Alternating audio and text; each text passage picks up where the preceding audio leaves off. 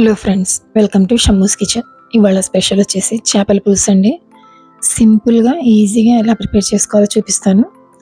ఇదైతే చాలా తక్కువ స్పైసెస్తో చాలా టేస్టీగా ప్రిపేర్ చేసుకోవచ్చు అండి. ఈవెన్ బిగినర్స్ అయినా సరే చాలా సింపుల్గా ప్రిపేర్ చేసుకోవచ్చు. టేస్ట్ కూడా చాలా బాగుంటుంది. రైస్తో కానివ్వండి, రాగి సంగటి ఎందులోకైనా సరే సైడ్ డిష్ లాగా కానివ్వండి, చాలా బాగుంటుంది. చాలా త్వరగా కూడా ప్రిపేర్ అయిపోతుంది. ఇప్పుడు చేపల పులుసుని ప్రిపేర్ చేసుకోవడానికి 1 కేజీ వరకు చేప ముక్కల్ని తీసుకున్నానండి. ఇవి శుభ్రంగా వాష్ చేసేసి కొంచెం పసుపు, అలాగే సాల్ట్, కొంచెం వెనిగర్ వేసేసి కొంచెం 10 మినిట్స్ వరకు అలాగే సోక్ చేసి పెట్టుకోవాలండి. ఆ తర్వాత శుభ్రం చేసి తీసుకోవాలి. అలా చేయడం వల్ల అందులో స్మెల్ ఏమీ లేకుండా మంచిగా ఉంటుంది. ఇప్పుడు ఇందులోకి ఏ ప్యాన్లో అయితే మేము కర్రీ ప్రిపేర్ చేసుకోవాలనుకుంటున్నామో అందులోకి తీసుకోవాలి. అందులోకి 2 మీడియం సైజ్ ఆనియన్స్ని వీలైనంత చిన్నగా కట్ చేసి తీసుకోవాలి. ఒక చిన్న టమాటో, అలాగే 3 పచ్చిమిర్చిని స్లైసెస్గా కట్ చేసి తీసుకోవాలండి. 1/2 టీ స్పూన్ పసుపు, 4 టీ స్పూన్ల వరకు కారం తీసుకోవాలి. కారం మాకు స్పైస్ని బట్టి ఎక్కువ తక్కువ చేసి తీసుకోవచ్చు. 3 టీ స్పూన్స్ వరకు అల్లం వెల్లుల్లి పేస్ట్ వేసుకోవాలి. 3 టీ స్పూన్స్ వరకు కొబ్బరి పేస్ట్ వేసుకోవాలి.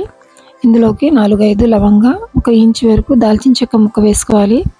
రుచికి సరిపడా సాల్ట్, అలాగే ఆయిల్ వేసుకోవాలండి. 3 టేబుల్ స్పూన్స్ వరకు ఆయిల్ వేసుకోవాలి. ఇక్కడ నేను 50 గ్రామ్స్ వరకు చింతపండుని నానబెట్టి పెట్టుకున్నాను. కొంచెం సాల్ట్ వేసి నానబెట్టడం వల్ల చింతపండు అంతా సాఫ్ట్గా అవుతుందండి. ఇందులో వాటర్ వేసుకుంటూ కొంచెంగా వాటర్ యాడ్ చేసుకుంటూ చింతపండు రసాన్ని చేప ముక్కల్లోకి తీసుకోవాలి. ఇదే సేమ్ ప్రాసెస్ని 2 to 3 టైమ్స్ వరకు రిపీట్ చేసుకోవాలండి.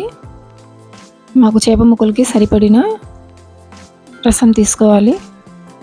తీసుకున్న తర్వాత ఇదంతా కూడాను ఒకసారి మేము మొత్తం బాగా కలిపేసుకోవాలండి. మసాలాస్ అన్నీ కూడాను చేప ముక్కలకి పట్టేలాగా బాగా ఒకసారి కలిపేసుకున్న తర్వాత స్టవ్ మీద పెట్టేసుకొని స్టవ్ ఆన్ చేసుకొని కవర్ చేసేసి మీడియం ఫ్లేమ్లో పెట్టి కుక్ చేసుకోవాలండి. ఇప్పుడు ఒకసారి స్టవ్ మీద పెట్టిన తర్వాత స్పూన్తో కానివ్వండి, స్పాచులాతో కానివ్వండి అసలు కలపకూడదండి కర్రీని. ఇది క్లాత్తో పట్టుకొని మేము